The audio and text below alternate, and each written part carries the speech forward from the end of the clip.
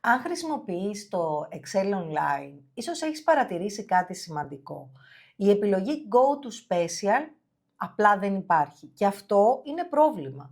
Γιατί το Go to Special είναι από τα πιο χρήσιμα εργαλεία στο Excel όταν θέλουμε να ελέγξουμε και να καθαρίσουμε δεδομένα.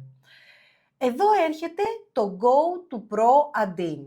Ένα δωρεάν add-in σχεδιασμένο για Excel Online, αλλά πλήρες διαθέσιμο και στο Excel Desktop, ώστε να έχεις την ίδια λογική Go to Special παντού.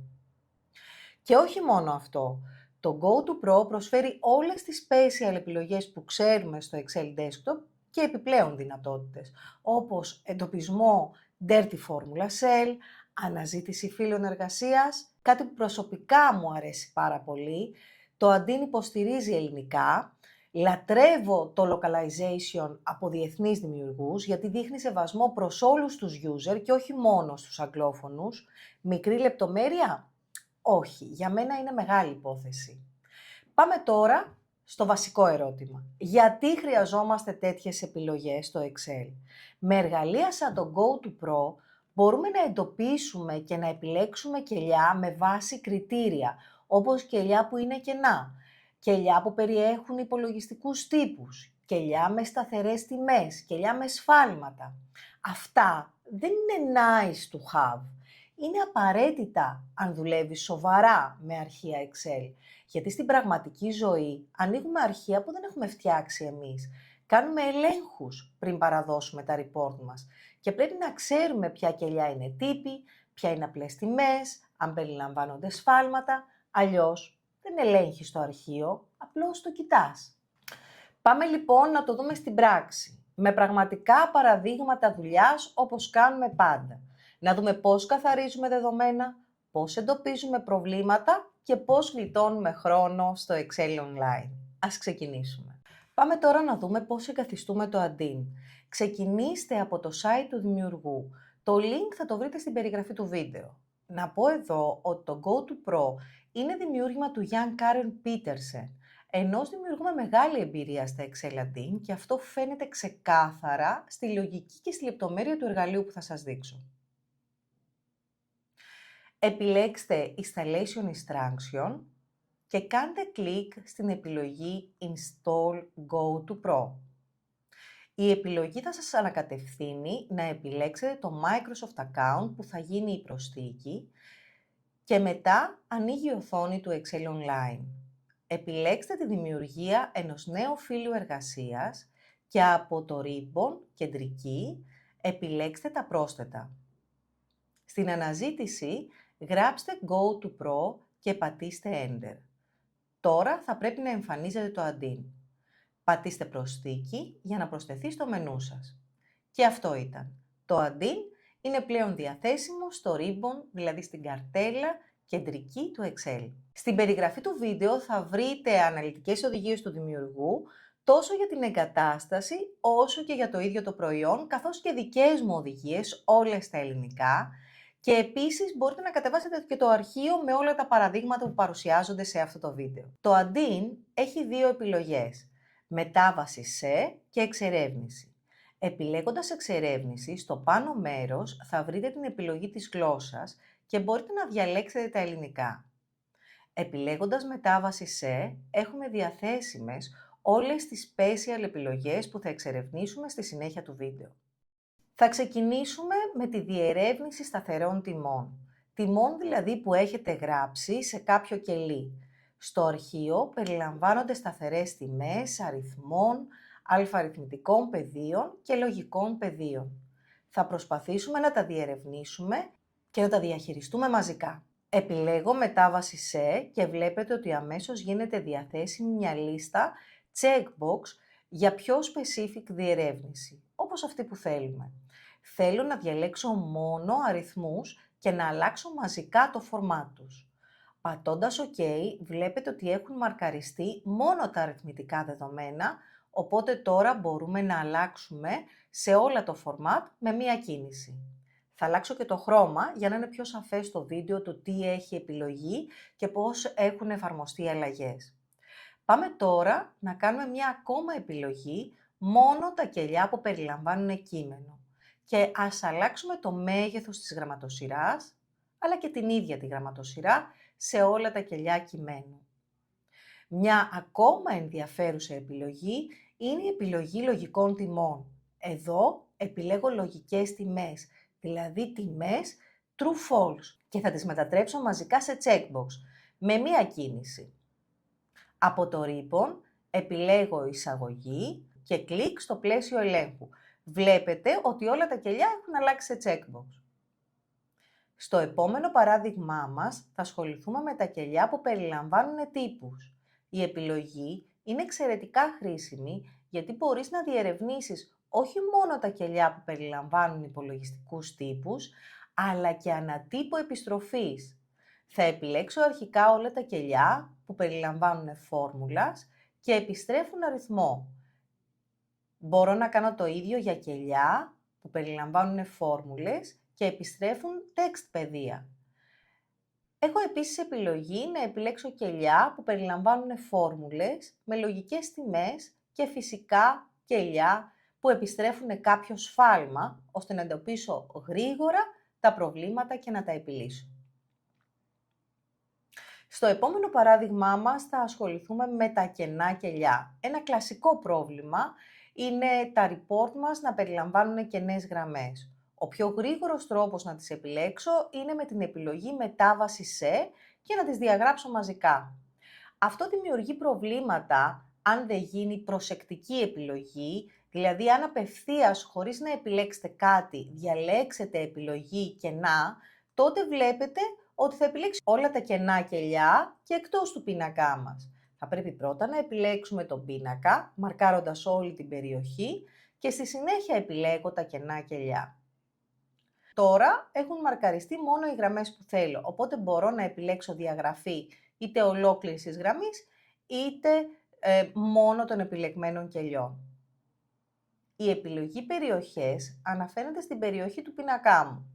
Έχω ένα μεγάλο πίνακα και θέλω να τον επιλέξω γρήγορα, χωρίς να ξέρω που τελειώνει. Πρέπει να αφήσω τον κέρσορά μου σε ένα κελί ανάμεσα στα δεδομένα και να επιλέξω τρέχουσα περιοχή. Τότε θα μαρκαριστεί όλη η περιοχή των δεδομένων μου, δηλαδή είναι το γνωστό Ctrl-Α με λίγα λόγια αυτό.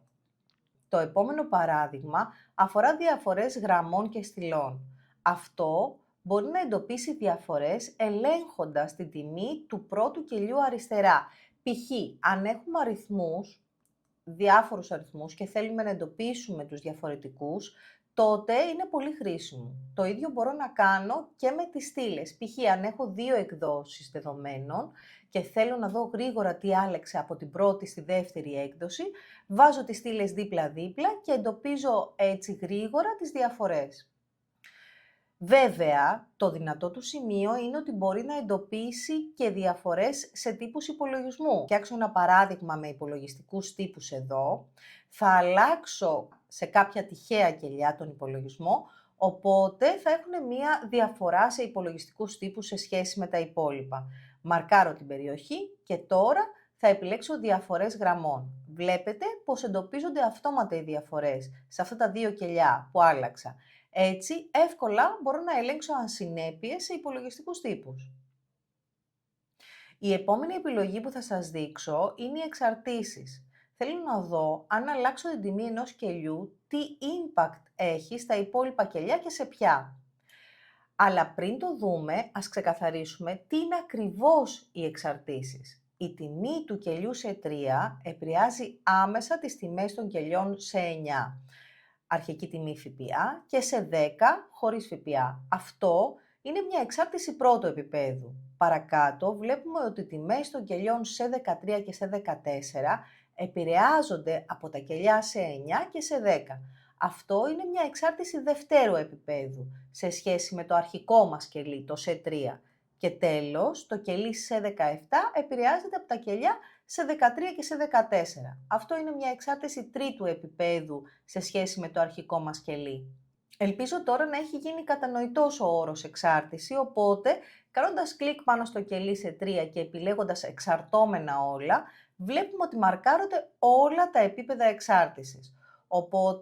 Οπότε όλες αυτές οι τιμές θα αλλάξουν αν τροποποιηθεί η τιμή του κελιού σε 3. Τώρα, αν κάνουμε κλικ πάνω στο κελί σε 17 και επιλέξουμε την επιλογή προηγούμενα και όλα τα κελιά, μαρκάρουμε όλα τα κελιά όλων των επιπέδων που εμπλέκονται, όχι μόνο τα άμεσα, αλλά και τα έμεσα στον υπολογισμό του κελιού. Και με Enter, όπως βλέπετε, μετακινούμε από κελί σε κελί. Στο επόμενο παράδειγμα θα διερευνήσουμε τα ορατά κελιά. Σε αυτό το φύλλο εργασίας κάποιες γραμμές και στήλες έχουν αποκρυφθεί. Το θέμα είναι ότι αν επιλέξω να τα αντιγράψω κάπου αλλού, τότε τα κρυφά κελιά θα εμφανιστούν στη νέα περιοχή. Το πρόβλημα ξεκινάει από το μαρκάρισμα, το οποίο δεν εξαιρεί τα κρυφά κελιά. Και για να το κάνει αυτό θα πρέπει να κάνω ένα επιπλέον βήμα. Θα μαρκάρω την περιοχή και θα πάω στο μετάβαση σε.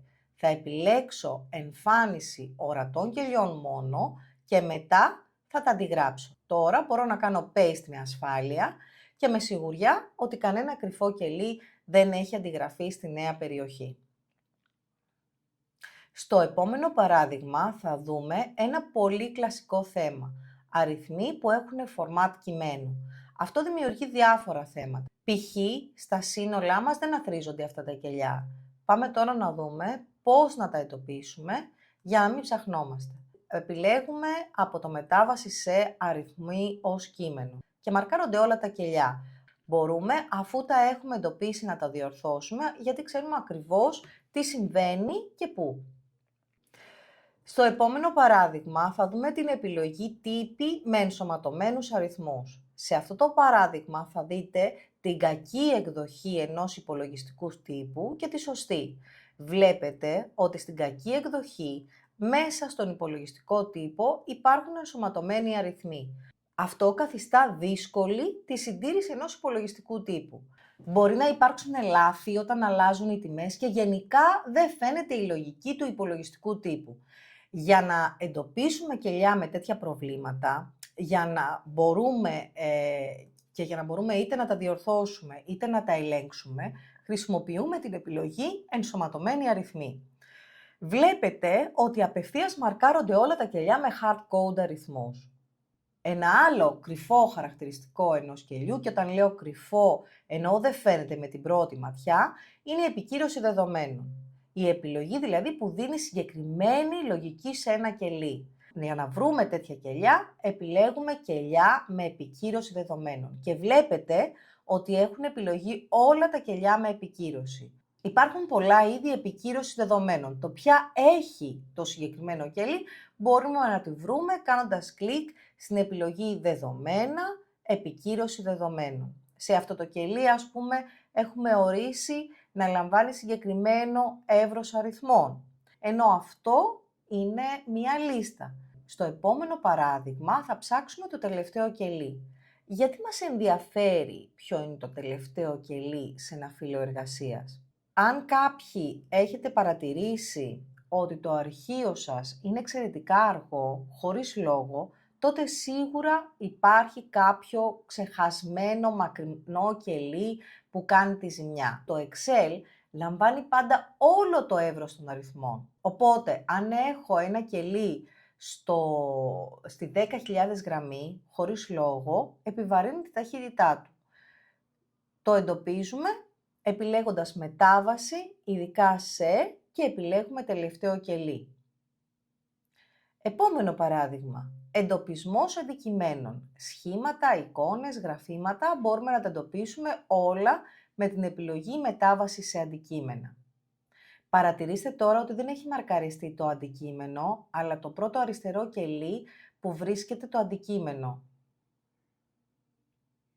Τώρα, ας δούμε την περίπτωση των dirty cell κελιών, δηλαδή κελιών που χρειάζονται επανυπολογισμό. Γιατί όμως ένα κελί να χρειάζεται επανυπολογισμό? Όταν έχουμε περάσει σε manual calculation mode, οι φόρμουλες δεν υπολογίζονται αυτόματα όταν αλλάξουμε τα input. Αυτά τα κελιά ονομάζονται dirty cell και χρειάζονται επανυπολογισμό. Το θέμα είναι να μπορούμε να τα εντοπίσουμε. Με την επιλογή μετάβαση σε επανυπολογισμός, με πηγαίνει στο πρώτο κελί που πρέπει να επανυπολογιστεί. Παρατηρήστε ότι το Excel Online βγάζει ένα θαυμαστικό στη στήλη όταν κάποια κελιά στο φύλλο εργασίας χρειάζονται επανυπολογισμό. Αλλά δεν δείχνει ακριβώς σε ποια κελιά πρέπει να γίνει ο επανυπολογισμός. Με την επιλογή επανυπολογισμός μπορούμε να τα εντοπίσουμε εύκολα. Τέλος, ας δούμε μια εντελώς ξεχωριστή επιλογή που έχει το Addin, την επιλογή εξερεύνηση, Explore. Επιλέγοντάς την, στο Pane εμφανίζεται η επιλογή της γλώσσας, οπότε εδώ μπορείτε να διαλέξετε τα ελληνικά και πιο κάτω μπορείτε να αναζητήσετε ένα φύλλο εργασίας. Βλέπετε τη λίστα με όλα τα φύλλα εργασίας. Στο πεδίο της αναζήτησης μπορείτε να αναζητήσετε το φύλλο εργασίας με το όνομά του. Π.χ. γράφοντας πωλήσεις βλέπετε όλα τα φύλλα εργασίας που περιλαμβάνουν αυτό το συνθετικό. Εξαιρετικά χρήσιμο όταν έχεις ένα βιβλίο εργασίας με πολλά φύλλα και έχεις χαθεί. Αυτό ήταν το βίντεο μας για σήμερα. Πραγματικά χαίρομαι να παρουσιάζω εργαλεία που κάνουν τη δουλειά μου πιο εύκολη και πιο αποδοτική. Να έχετε μια υπέροχη μέρα. Θα σας δω στο επόμενο βίντεο.